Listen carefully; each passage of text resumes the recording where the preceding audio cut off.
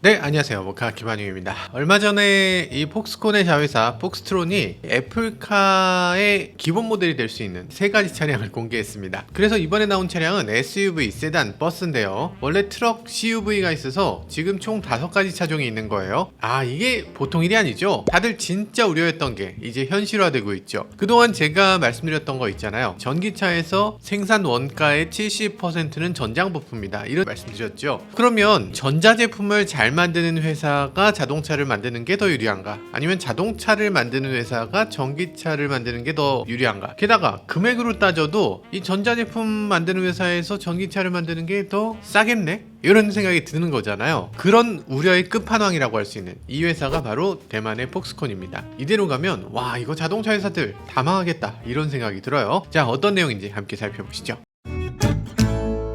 네, 폭스콘 하면 다 아시죠? 폭스콘을 모르시는 분들이 계실까 싶은데, 우리가 쓰는 이런 아이폰, 이런 거 다 폭스콘이죠. 이거 제가 쓰고 있는 맥북 프로, 이것도 폭스콘입니다. 저희 카메라, 저 소니, 이것도 폭스콘이야. 그래서 실제로 이 전자제품 위탁 생산, 일렉트로닉 매뉴팩처링 서비스, 그래서 EMS라고 하는데, EMS에서 폭스콘이 1등이죠. 어느 정도 1등이냐면 전체의 40%를 폭스콘이 만듭니다. 아니, 외주회사 그렇게 많은데 그걸 40%나 가져간다고? 압도적인 수준이죠. 이게 대단한 겁니다. 대만의 대표적인 기업이다 라고 하면 당연히 TSMC죠. TSMC하고 폭스콘이 양대 산맥이라는 표현들을 많이 합니다. 그런데 아시겠지만 이 폭스콘은 TSMC만큼 엄청나게 매출을 많이 올리는 회사는 아니에요. 그래서 이제 성장 동력이 조금 더 필요하다 이러면서 여러 가지로 눈을 돌리고 있죠. 그래서 폭스트론이라는 회사를 20년에, 그러니까 재작년에 만들었어요. 그러면서 이제 전기차를 하나씩 만들기 시작하는데, IT 기업이 어떻게 자동차에 갑자기 뛰어들었냐? 갑자기라고 하기는 좀 그렇습니다. 왜냐하면 2015년에 이미 텐센트하고 같이 협력을 하면서 자동차 산업에 본격적으로 뛰어들겠다는 그런 움직임을 보여줬었어요. 그래서 재작년에 대만의 닛산 자동차를 라이센스 생산하고 있던 율롱그룹이라고 하는 대만 유일의 자동차 회사와 합작해서 이렇게 폭스트론을 만들게 된 거죠. 폭스트론이 내놓은 자동차 이렇게 생겼습니다. 요게 SUV고요, 요게 세단이고요, 요게 트럭입니다. 디자인 괜찮은데요. 이번에 버스로도 나온다고 하는데, 이 폭스트론 버스는 굉장히 미래적으로 생기고 굉장히 예쁜데요. 이거라면은 뭔가 가능성이 있겠다 싶어요. SUV는 모델 B 이렇게 생겼습니다. 디자인 이거 괜찮잖아요. 이게 모델 C SUV고요. 인테리어도 와, 괜찮잖아. 모델 C 같은 경우는 시속 100km까지 가속 시간이 3.8초, 완전 충전하면 주행거리가 무려 700km를 간다고 해요. 물론 중국이니까 우리하고는 조금 거리가 있겠죠. 우리로 치면 한 500km 간다, 이렇게 보면 될 것 같고요. 디자인이나 성능이나 굉장히 위협적으로 느껴지기도 하죠. 네, 사실 이 폭스콘은 대만의 자존심이라고 할 수 있습니다. 지금 대만이 요즘 분위기가 심상치 않죠. 기사를 한번 볼까요? 차잉잉원 대만 총통이 얘기한 게 있습니다. 지난 5월달 얘긴데요. 민진당 중앙상무위원회에서 굳이 한국을 언급을 하면서 1인당 GDP가 36,000달러를 넘겨서 19년 만에 한국을 추월할 것으로 보인다, 이렇게 얘기를 했다고 해요. 그래요? 무슨 말도 안 되는 소리야? 할 수도 있는데 IMF도 올해 4월달에 이런 얘기를 했습니다. 올해 한국은 GDP가 35,000달러 정도 될 거고 대만은 36,000달러, 그래서 대만이 더 높아질 것이다, 이렇게 전망했어요. 실제로 대만의 경제 성장률을 보면요, 2020년에 3.4%, 그리고 2021년에 6.3% 성장을 했습니다. 세상에, 요즘 시기에 6.3% 성장을 해? 가능한가? 한국은 2020년에 마이너스 0.9%를 기록했죠. 2021년 4% 성장에 그쳤습니다. 왜 이렇게 됐나? 가장 중요한 이유는 TSMC 덕분이죠. TSMC가 본격적으로 성장 궤도에 올라가면서 판도가 바뀐 거예요. 이미 TSMC가 2019년에 삼성전자를 넘어섰죠. 기업가치, 시가총액에서 TSMC는 지금 오늘 10월 31일인데 오늘 기준으로 봤을 때 446조 원입니다. 삼성전자는 401조 원. 이게 가능한가? 삼성전자는 가전제품에 폰에 온갖 것 다 만들잖아요. 소비재 다 만들고 브랜드 가치도 어마어마하게 높은데 TSMC는 아는 사람만 아는 거지, TSMC가 뭐라고 뭐라고. 칩 하나 만드는 회사가 어떻게 삼성전자보다 시가총액이 높죠? 야, 이게 말이 되나? 그런데 말이 되죠. 물론 매출에서 그렇게 높은 건 아닙니다. TSMC 작년 매출 총액을 보면요, 우리 돈으로 70조 500억 정도 됩니다. 70조? 야, 여기 순이익을 놓고 보면요, 우리 돈으로 26조가 순이익입니다. 대단하다 싶긴 한데 삼성전자는 사실 이거보다 훨씬 높죠. 삼성전자를 놓고 보면 2021년 매출이 279조 6천억. 어우, 뭐 비교가 안 됩니다. 거의 뭐 4배가 넘어요. 대단합니다. 영업이익에서도 삼성전자는 51조. 그러니까 지금 거의 2배가 되는 거죠. 뭐 매출은 4배고 영업이익은 2배가 좀 덜 되니까 약간 이익은 좀 적다 싶기도 한데 그래도 어마어마한 거죠. 그런데도 TSMC가 시총에서 어마어마하잖아요. 대만을 먹여 살리는 기업이라고 할 수 있죠. 폭스콘은 그에 비하면 아주 보잘것없긴 합니다. 폭스콘은 작년 매출이 기껏해야 4조, 순이익은 1978억 원. 우리나라 대기업 중에서 그렇게 잘하는 회사는 아니고 어지간한 중견기업 정도의 느낌입니다. 사실 폭스콘 정도면 보잘것없다 할 수 있는데 이 대만이 TSMC를 보면서 산업의 쌀이라고 하잖아요. 산업을 운영한다고 하면 전 세계 누구든지 반드시 갖춰야 될 것으로 보고 있어요. 그러면 산업의 반찬은 뭐냐? 아니 어떻게 쌀만 먹겠어요? 당연히 반찬도 있어야 되는데 지금 대만 총통이 뭐라고 얘기하냐면 올해 GDP로 한국을 이긴다 뭐 이런 얘기를 하잖아요. 이런 얘기를 하니까 대만 사람들이 어떻게 하냐면 비웃죠. 아니 그게 뭔 소리야? 우리 월급 그대로인데 뭘 이기긴. 이런 얘기가 나오는 거죠. 대만 사람들 대졸 초임을 보면요, 우리나라 돈으로 한 1,500만 원 정도 됩니다. 한 2천만 원이 채 안 돼요. 그러니까 우리나라하고 차이가 커도 너무 큽니다. 이게 원인이 뭐냐? 이 TSMC 잘 나가는 거 좋다 이거지. 좋은데 그 TSMC만 잘 나가니까 문제라는 거죠. TSMC라는 게 뭐예요? 반도체 파운드리잖아요. 그러니까 반도체를 외부에서 받아서 이렇게 생산해 주세요 하면 생산해 주는 거. 효율이 가장 높죠. 뭐 어쨌든 생산에만 집중하면 되니까 뭐 시행착오나 이런 것들의 비용이 좀 덜 들어가는 거고, 그만큼 생산만 잘하면 되니까 마케팅을 한다거나 뭐 세일즈를 한다거나 이런 것도 그다지 필요 없는 거죠. 나 아니면 이거 못 하는데 뭐 이런 상황이에요. 그러다 보니까 이게 인원 자체가 적게 필요하죠. 기계가 하는 거지 사람이 거기서 이렇게 나노 공정을 막 이렇게 돋보기 끼고서 이렇게 막 나노를 막 장인정신으로 만들 수 있는 게 아니잖아요. 그래서 TSMC가 하고 있는 일들은 다 기계. 그러다 보니까 TSMC가 전 세계 1위고 삼성전자를 시가총액에서 뛰어넘고 이러고 있는데 전 직원의 숫자를 보면 6만 5천 명. 야, 6만 5천 명이면 너무 적죠. 사실 그럴 만한 게 칩만 하나 딱 만들면 끝나는 거니까. 그냥 IT라는 게 원래 좀 그렇습니다. 그런데 자동차라는 건 얘기가 전혀 다르죠. 이 현대기아차를 합치면요, 직원 수가 이미 15만 명 정도 됩니다. 근데 거기에다가 자동차는 특성상 비정규직도 많죠. 아르바이트도 많죠. 게다가 부품이 2만 개라고 하잖아요. 2만 개 부품을 만들려면 한 회사에서 10개씩 부품을 만든다고 해도 회사가 2만 개씩은 아니어도 2,000개 이상의 회사는 필요한 거잖아요. 그러니까 각 회사가 또 직원을 뽑아야 되고, 그걸 또 운송해 갖고 와야 되고, 또 물류를 해야 되고, 또 이 차 다 만들었으면 배달도 해야 되고, 그리고 뭐 해외로 실어 나르는 글로비스 같은 배 이만한 것도 있어야 되고, 그리고 차도 팔아야 되지, 매장도 있어야 되지, 거기 영업사원도 있어야 되죠. 그거 사고 팔고 하려면 결국에는 금융회사도 있어야 돼, 캐피탈이 있어야 돼, 뭐 등등등. 이런 것들이 일자리가 막 창출되고 이 나라 구성원들이 다 먹고 살 수 있는 그런 일들이 막 생기는 거죠. 그래서 이 총통 입장에서는 야, 대만에도 이 TSMC 좋긴 한데 이거 말고 자동차 회사처럼 이렇게 인력 구성이 많고 이 밸류체인이 길게 가는 이런 자동차 회사 같은 게 있어야 된다, 이런 얘기를 하는 거죠. 그래서 지금 이게 양대산맥으로 IT와 자동차 이렇게 있어줘야 된다고 보고 있는 겁니다. 근데 문제는 이게 우리나라가 원래 잘하는 분야거든요. 우리나라가 잘하는 분야를 전격적으로 타겟팅을 딱 하고 있는 거예요. 중국보다 더 위험한 나라라고 볼 수도 있죠. 지난번에 펠로시가 대만을 지지하면서 대만에 착륙해서 뭐 난리가 났죠. 야, 지금 착륙하면 우리 어떻게 할지 몰라 이러면서 막 중국이 약간 이렇게 견제도 하고 뭐 했는데 뭐 어쩔 건데 이러면서 그냥 착륙을 딱 했죠. 아, 우리는 약간 거기서 저거 착륙하는데 저거를 지지를 해야 되나 말아야 되나, 저기서 우리가 괜히 저 하면 중국이 싫어할 것 같은데 약간 그런 분위기 있었죠. 이게 말하자면 예전에 있었던 공산주의 진영과 자본주의 진영의 이 해묵은 냉전, 약간 이념 전쟁, 그런 게 아직도 여기서 계속되는 거죠. 그러면 미국이 대만을 키워줘야 되나? 이런 분위기가 있어요. 이게 너무 위험한 얘기들을 하고 있는 것 같은데, 이럴 때 뭐라고 해라고? 차이나 넘버원? 차이나 넘버원. 우리가 중국을 미워한다는 게 아니라 뭐 대만이나 중국이나 뭐 다 위아더 월드죠. 뭐 전 국가들 다 I love you 위아더 월드입니다.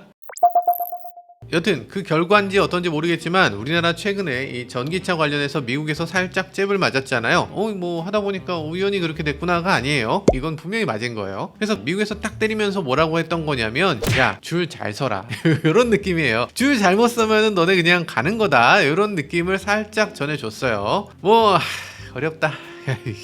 어렵네. 그 내용인즉슨 그런 거잖아요. 미국에서 생산해. 아니 뭐 한국에서 생산하면 우리 FTA니까 되긴 되는데 거기 중국산 배터리 원료를 조금이라도 썼으면 안 되고 원료가 다 FTA 국가에서 가지고 온 거든지 너네 나라에서 원료를 100% 갖고 왔든지 아니면 뭐 미국산 부품을 거꾸로 갖고 가서 썼든지 그거 아니면 안 돼. 이런 얘기를 하는 거죠. 지금까지 LG 에너지 솔루션, 삼성 SDI 뭐 할 거 없이 지금 다 중국산 원료 쓰고 있는데 갑자기 이걸 어떻게 바꿔요? 그리고 또 중국산만 쓰면 안 돼. 이렇게 대놓고 얘기하기 좀 그러니까 뭐 위구르 지역의 인권을 유린하는 방식으로 배터리를 생산했으면 안 된다 뭐 이런 식으로 얘기하는데 그건 좀 너무하죠. 어쨌든 이거 우리나라 제조사한테 뭐 치명타가 될 것까지는 아닐 수 있는데 그래도 앞으로 어려움이 좀 생길 걸로 보이고요. 이 반대급부를 대만이 좀 가져갈 수 있겠죠. 야 대만 너네 중국하고 원래부터 적지고 있다며?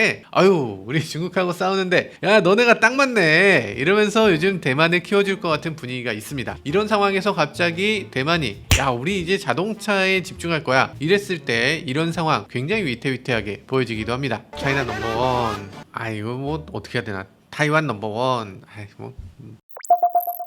자 요즘 대만이 하고 있는 모습들을 보면 방향성이 명확하게 보이죠. 대만은 최근 들어서 플랫폼을 이용한 산업을 육성하는 분위기입니다. 대만은 자체 브랜드를 통해서 세계 최고를 만들겠다 이런 생각을 하진 않는 것 같아요. 그래서 TSMC가 내놓고 있는 가장 중요한 캐치프레이즈는 뭐냐면 우린 고객사와 경쟁하지 않는다 이런 얘기예요. 그러니까 삼성전자를 의식한 표현이겠죠. 삼성전자는 폰도 만들지 가전제품도 만들지 모든 것들도 만들고 있으니까 거기다가 외주 주면 너네 기술이 삼성전자한테 들어갈 거야 이런 얘기입니다. 그러니까 애플이 3나노 공정으로 칩을 만든다고 하는데 그걸 계속 만들면 그 3나노 공정에 대해서 기술이 높아진 다음에 삼성전자가 그걸 갤럭시에 넣을 거란 얘기죠. 그런데 반면에 우리 TSMC는 어떠냐? 우리는 너네하고 경쟁하지 않아요.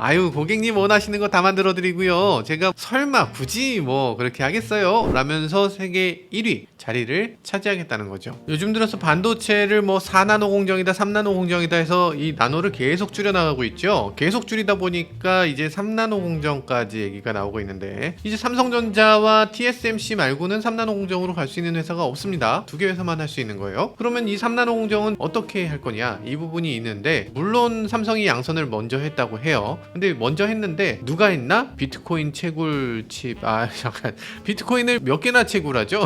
모르겠는데 굉장히 많이 하려나? 뭐 그런 생각이 들고요. 반면에 이 TSMC 같은 경우는 3나노 공정을 애플이 M2 프로 칩을 만드는데 이걸 3나노로 만들어요. 그러니까 이게 일단 물량에서 어마어마한 차이가 날 거고 일단 클라이언트의 이 네임밸류에서도 엄청난 차이가 나잖아요. 아니 애플이 만드는데 너네가 뭐 애플보다 뭐 너네가 너 제품 더 좋아? 이 정도면 됐지. 큰 소리 땅땅 칠 수 있는 그런 클라이언트라고 할 수 있죠. 그래서 이 클라이언트 차이가 이미 있는 거고요. 그리고 삼성이 3나노 공정 잘 될 수 있을까? 뭐 이런 얘기들이 그래서 나오는 거죠. 그런 식으로 TSMC는 자체적으로 뭔가를 만들려는 노력보다는 차라리 누군가가 그걸 만들어야 된다면 내가 그거 만들게. 대신에 나는 그런 거 굳이 너희한테 경쟁자로 나서고 이렇게 안 하고 그냥 주는 거 받아서 할게. 열심히 하겠습니다, 고객님. 이런 식으로 하는 거죠. 실제로 대만은 이 자체적으로 뭔가 할 수 있는 시장이 잘 안 됩니다. 왜냐면 대만 인구가 지금 2,300만이에요. 우리나라 인구가 5,100만이 넘잖아요. 그러니까 인구로 보면 대만은 우리나라의 절반도 안 됩니다. 그러니까 아주 작은 나라죠. 시장 가치가 거의 없다고 볼 수 있고 그러니까 대만이라는 나라를 갖고서 브랜드 가치를 키우는 게 이게 만만치가 않습니다. 우리가 사실 애플이 미국 브랜드다 해서 또 미국 브랜드 하면서 사잖아요. 근데 만약에 이게 애플이 대만 기업이었다면 아니면 중국 기업이었다면 그렇게까지 우리가 열광할 수 있었을까 그런 생각이 들어요. 사실 전자제품은 그나마 좀 낫지. 이게 뭐 대만에서 나왔다고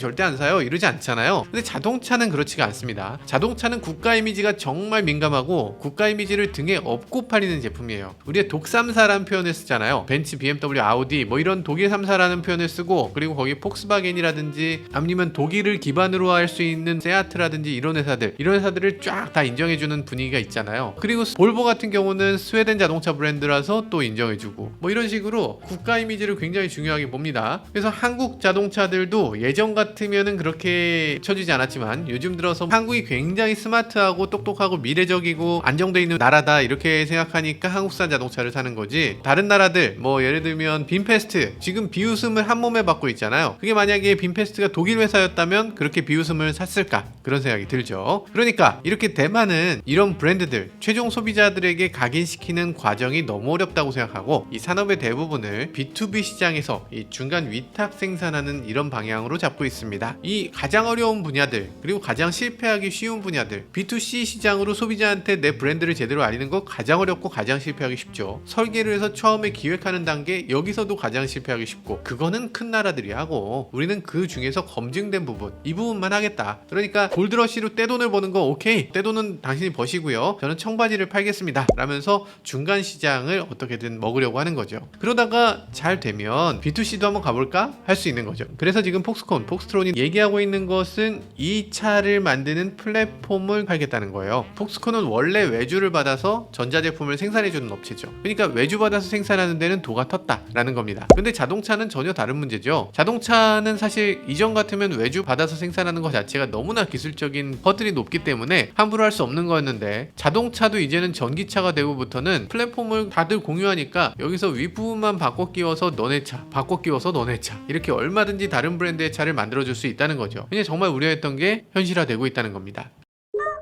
자, 우려되는 건 더 있죠. 이 폭스트론은 만들어진 게 2020년 11월입니다. 그러니까 지금부터 딱 2년 된 거예요. 창립일이 그렇고, 사실 초창기에 회사를 딱 창립하고부터 인원 구성이다, 뭐 사무실이다, 뭐 설계다, 뭐 얼마나 헤맬 일이 많아요. 우리가 당장 회사만 이사가도 한 6개월 정도 싱숭생숭 하잖아. 근데 지금 2년 동안에 굴러가는 자동차를 무려 5종을 내놓은 겁니다. 대체 어떻게 이렇게 자동차를 빨리 멀쩡하게 만드나 궁금하시죠? 일단 몇 가지 이유가 있습니다. 디자인은 일단 이탈리아에서 페라리 디자인으로 유명했던 피닌파리나에게 디자인을 맡겼어요. 이태리 최고의 디자인 까로제리아 중에 하나죠. 그리고 기존에도 자동차 회사가 있었습니다. 위룽자동차라고 하는 대만의 자동차 회사가 있는데, 이 위룽자동차가 럭스젠이라는 브랜드를 갖고 있어요. 그래서 이 럭스젠이라는 브랜드로 여러 가지 차를 만들어 왔는데, 물론 그냥 디자인이나 성능이나 그저 그랬죠. 대만 자동차가 뭐 얼마나 좋겠어요. 이 내수 시장은 2천만 밖에 안 되는데, 근데 여기서 굳이 계속 자동차를 만들어 왔던 거예요. 그러다가 이번에 폭스콘과 함께 폭스트론이라는 합작사를 만들게 된 거죠. 아니 그러면 기존에도 럭스젠이 그렇게 나왔었는데 별 볼 일 없었잖냐? 그러면 이번에는 어떻게 뭐 달라질 것이 있을까? 달라질 게 있죠. 완성차 물론 있지만 완성차를 가리켜서 레퍼런스카라고 얘기를 합니다. 그러니까 이 차들은 이런 식으로 만들 수 있고, 너네가 원하신다면 앞에 배지를 딱 붙여서 현대 로고 딱 붙여서 팔아드릴게요. 걱정하지 마세요. 그니 뭐 무슨 설계를 하려고 그래? 아이 그거 뭐 귀찮게 뭐 하려고 그래? 해봤자 어차피 똑같아. 전기차가 뭐 다를 게 뭐 있어? 어차피 똑같은 거 굳이 하지 마시고요 고객님, 그냥 여기다가 배지 하나 박아서 그냥 파시죠, 이렇게 하는 겁니다. 그래서 레퍼런스카라고 얘기를 하는 거고요.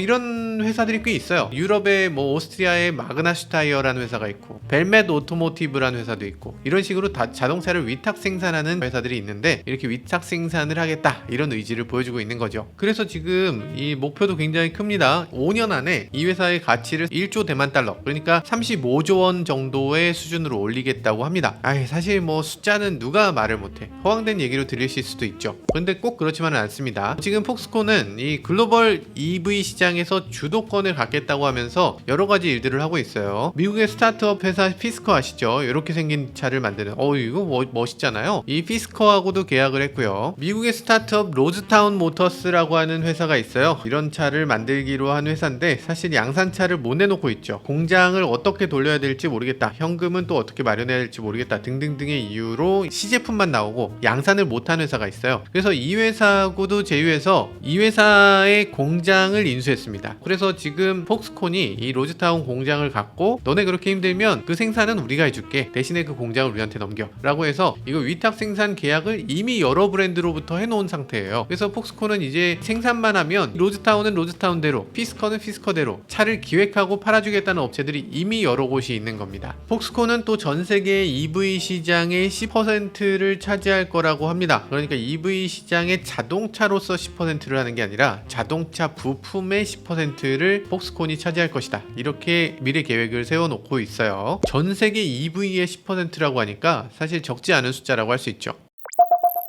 네, 사실 대만 기업이 세계를 제패한다 이런 것들은 일어나기 어렵죠. 좀 기후에 불과할 수도 있습니다. 그렇지만 지금 전자제품 외주 생산 이 40%가 폭스콘이라고 하잖아요. 근데 자동차 기업에서 40%를 신생 기업이 생산한다 이렇게 되면 기존 공장들의 절반 정도는 그냥 문을 닫아야 됩니다. 우리나라에서 지금 현대차 공장 여러 개 있지만 그 중에 절반을 문 닫는다고 생각해 보세요. 와, 정말 무서운 일이죠. 에이, 그래도 대만이 어떻게 그렇게까지 하겠어. 뭘 믿고 그렇게 사람들이 사겠어. 그런데 이런 회사가 생각보다 많습니다. 이 G바겐이나 컨트리맨 같은 차, 이거 벤츠나 BMW에서 만드는 차가 아니죠. 오스트리아의 전통적인 외주 생산 강호 마그나 슈타이어가 만드는 거죠. 국내에도 있습니다. 국내에도 일감만 주면 잘 만들어 드리겠다 하는 분들이 또 계세요. 이 MS 오토텍 있죠. 이 명신, 예전에 GM의 군산 공장이었으니까 얼마나 또 잘 만들 수 있겠어요. 뭐 준비 다 돼 있죠. 이 폭스트론이 과연 잘할 수 있을 것인가, 이 폭스콘이 잘할 수 있을 것인가는 몰라도 그래도 누군가는 이걸 외주로 가져갈 거다라는 거죠. 생각해보면 나이키 신발 공장이 뭐 몇 개나 있어요? 한 개도 없죠. 나이키는 신발을 안 만들어요. 애플은 공장 몇 개 있어요? 없죠. 결국에는 이거 어지간한 물건들은 다 외주로 만드는 세상이에요. 이런 세상에서 자동차는 그동안 이상하게 스스로 다 만들어 왔죠. 뭐 그럴 수밖에 없는 게 자동차라는 건 서로 호환성이 전혀 없으니까. 아니, 내가 남의 거를 만들어주기가 너무 힘든 거죠. 근데 이제는 다른 공산품하고 마찬가지입니다. 자동차도 호환되는 부품이 굉장히 많아지면서 굳이 자기가 다 만들 게 아니고 외주로 생산하는 물건이 되는 거예요. 이게 자연스러운 흐름입니다. 세상이 이렇게 바뀌는데 여기서 무슨 물량이 너무 적어져, 여기서 갑자기 부품이 너무 줄어서 고용 안정성이 문제가 돼, 이렇게 논쟁하고 다투고 하는 건 의미가 없겠죠. 지금 폭스콘이 성공할지 여부는 아직 모르지만 적어도 미래의 방향성을 보여주고 있는 건데요. 우리나라 자동차 회사들도 이 미래에 대해서 미리 준비가 돼 있어야 됩니다. 네, 지금까지 저는 모카 김한용이었습니다. 감사합니다.